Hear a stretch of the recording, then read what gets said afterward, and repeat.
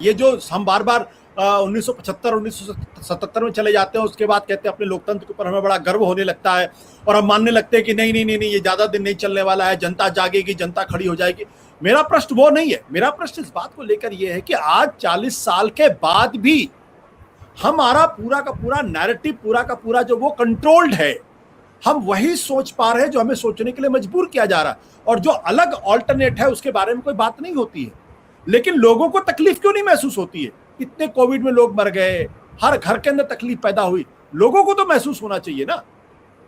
देखिए, मुझे लगता है कि कहीं ना कहीं हमारा जो ये नैरेटिव है, ये मिडिल क्लास नैरेटिव है। कोई एक मिडिल क्लास है, एक क्लास है जो मीडिया तक पहुंचता है, मीडिया की भाषा बोल लेता है, उस तक ये नैरेटिव है। और उसमें बहुत सारा मीडिया चूंकि अब वकील बन गया है सरकार का, तो वो उसकी तरफ से तर्क भी देता है और उसको स्वीकार करता है। लेकिन बहुत नीचे ग्राउंड में जहां स्थिति है, जैसे हम अभी तक ये नहीं बता सके हैं कि हमारे गाँवों में, हमारे देश के गाँवों में, उत्तर प्रदेश के गाँवों में या बिहार के गाँवों में या उत्तराखंड के गाँवों में जहाँ पे नकली टेस्ट हुए RT-PCR, वहां पर क्या स्थिति हुई कोविड की वजह से, कितने लोग मर गए, कितने लोगों को वो हुआ, तो वहां नैरेटिव क्या है हम ठीक से अभी समझ ही नहीं सके हैं। और इस मौके पे तो बिल्कुल हमारी समझ में नहीं आ रहा है। तो मुझे लगता है कि अगर आप कुछ उम्मीद कर सकते हैं तो उसी जगह से कर सकते हैं। बाकी जो परसेप्शन मैनेजमेंट था और जो मीडिया मैनेजमेंट था, वो एक क्लास में हो चुका है, और उसको कितने समय तक बेवकूफ बनाया जा सकता है, कितने समय तक उसे नशे में रखा जा सकता है, ये अभी हम नहीं कह सकते। लेकिन यह है कि एक बार अगर नीचे से बदलाव आता है तो ये सारी चीजें चेंज होंगी, ये एक उम्मीद है बस। आपका माइक म्यूट है। पंकज जी, आप इस उम्मीद से आप सहमत हैं कि सब कुछ? देखिए मुझे मनुष्यता पर पूरा यकीन है और उसकी यात्रा हमेशा आगे जाती है, रुकती है चीजें। इतिहास के अगर पूरा आप मंथन करें और इतिहास बोध की दृष्टि से देखें तो किसी भी देश के इतिहास में 10-20 साल बहुत मायने नहीं रखते हैं, उसको कीमत देनी पड़ती है। हमें लगता है कि आज देश में जो लोकतांत्रिक अधिकार जो संविधान में लिखे हैं, वो इस देश के बहुत बड़ी तादाद है लोगों की, जिसे लगता नहीं कि इसके लिए उसने कोई कीमत दी है, और शायद नहीं भी दी है।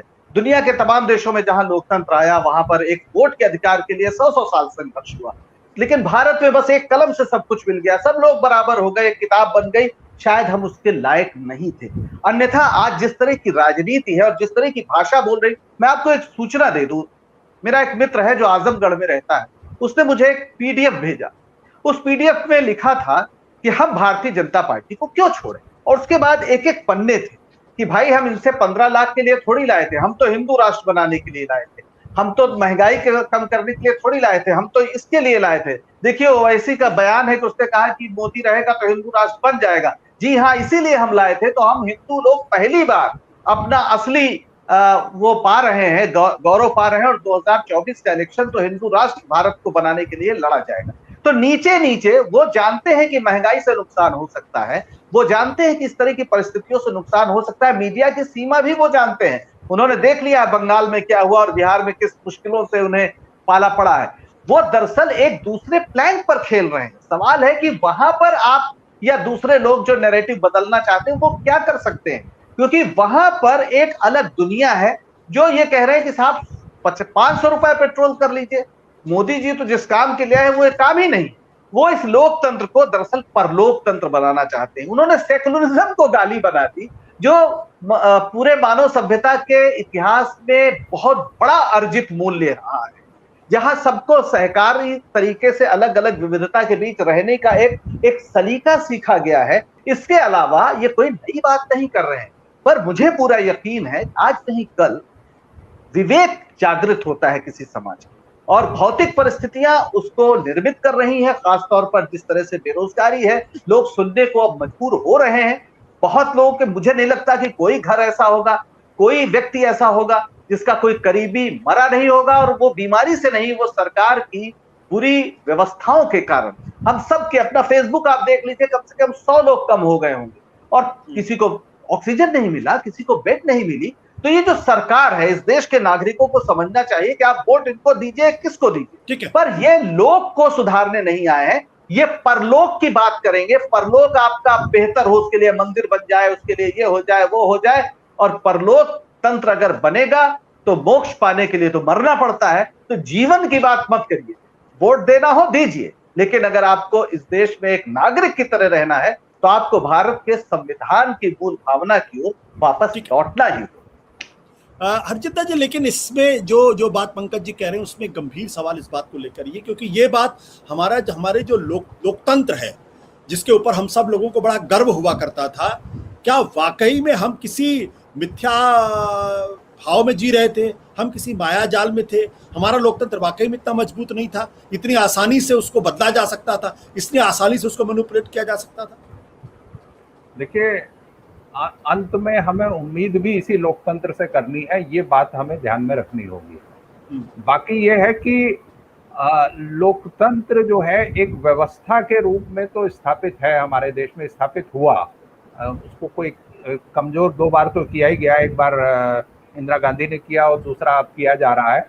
एक व्यवस्था के रूप में स्थापित हुआ, लेकिन मूल्यों के रूप में समाज में वो अभी भी स्थापित होने की एक प्रक्रिया होती है, वो अभी अधूरी है, उसको हमें बढ़ाना होगा। जैसे फ्रीडम ऑफ एक्सप्रेशन को लेकर अभी भी कई तरह की धारणाएं हैं। बहुत कह दिया जाता है कि हर किसी को छूट नहीं दी जा सकती, आम लोगों के बीच में भी यह है। तो समाज का जो लोकतांत्रिक मूल्यों का सामाजिकरण है उसमें अभी भी कसर है, और उसका फायदा इस तरह की विचारधाराएं, इस तरह की तानाशाही प्रवृत्तियां उठाती हैं।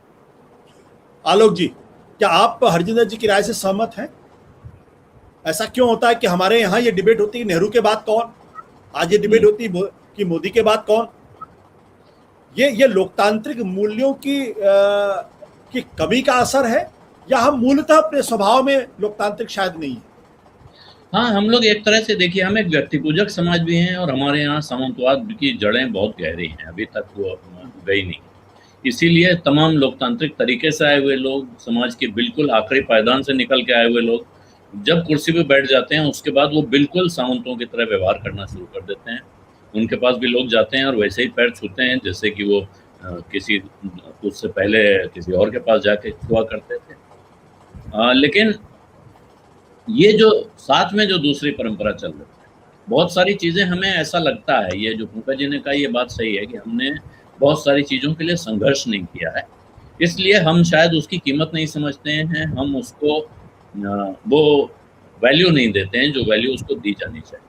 लोकतंत्र भी उनमें से एक है कि वोट देने का अधिकार, हमारे यहाँ ऐसा लगता है कि ये तो कोई ऐसी बात थी नहीं, अंग्रेजों के जाने के बाद तो वोट देने का अधिकार मिलना ही था। अंग्रेजों को खुद वोट देने का अधिकार कब और कैसे मिला है, इसकी पढ़ाई हमारे देश में अगर कराई गई होती तो शायद लोग कुछ बेहतर समझते चीज़ों। अमेरिका में जो बहुत परिपक्व लोकतंत्र माना जाता है, वहाँ का क्या हाल? क्या अमेरिका में ट्रंप जैसा व्यक्ति राष्ट्रपति नहीं बन गया? और क्या हारने के बावजूद उसको अब तक के इतिहास के सबसे ज्यादा वोट हासिल नहीं हुए? तो ये इस वजह से नहीं हो रहा है भारत में जो गड़बड़ी हो रही है कि यहाँ का लोकतंत्र कमजोर है। इसी कमजोर लोकतंत्र के ढांचे ने आपको एक से एक अच्छे लीडर भी दिए हैं, एक से एक अच्छी सरकारें भी दी, खराब भी दी हैं, और उन्होंने तमाम तरह के विध्वंस भी किए हैं इस देश में। लेकिन मुझे नहीं लगता है कि अब जो व्यवस्था आपके पास है, जो हरजिंदर ने कहा कि आपको ध्यान रखना चाहिए कि अंत में जो उम्मीद है इसी लोकतंत्र से है, क्योंकि हम व्यवस्था परिवर्तन की तरफ तो बढ़ नहीं सकते हैं कि इस लोकतंत्र को आज बदलने का अभियान चलाया जाए, अगले चुनाव से पहले ही बदल दिया जाए और फिर हम उस तरफ बढ़ें। तो इस लोकतंत्र में अपनी तमाम कमियों के बावजूद, मैं आपको बताता हूँ, मैं अब से 15-16 साल पहले जब इंग्लैंड में था तो रात में एक टैक्सी वाले से मेरी अक्सर बातें हुआ करती थी। उनमें से एक आदमी ने मुझसे पूछा कि I wonder at this point in night which part of the world are you broadcasting to? आप दुनिया में कहाँ, किन लोगों को इतनी रात में किसके लिए ब्रॉडकास्ट करते हो? मैंने कहा भाई मैं इंडिया के लिए करता हूँ। थोड़ी देर चुप रहा, फिर वो बोला कि of all the former colonies of Britain, India probably is the only one that has continued democracy so far. जहाँ इतने लंबे समय से डेमोक्रेसी चल रही है, इंडिया एक ऐसा देश है। क्या वजह है? क्या गांधी, तुम्हारा गांधी बहुत तेज था, चालाक था, उसने क्लेवर अंग्रेजी में अच्छे शब्दों में अर्थों में इस्तेमाल किया जाता है। Was Gandhi too clever? अब इस सवाल का कोई जवाब मेरे पास तो क्या जवाब होता? लेकिन उसके बाद मैंने उससे पूछा, भाई तुम किस देश के हो, क्यों ये सवाल, मुझे मेरे मन में ये बात आई कि ये आदमी ये सवाल क्यों पूछ रहा। उसने कहा मैं घाना का रहने वाला, मैं 10-15 साल से अपने देश नहीं जा पाया हूँ, यहाँ आके फंसा हुआ हूँ, क्योंकि वहां जाऊंगा तो कब कौन मुझे मार देगा पता नहीं। और इस दुनिया के बहुत बड़े हिस्से का यही हाल है कि वहाँ के लोगों को न जान की गारंटी है, न अमन की गारंटी है।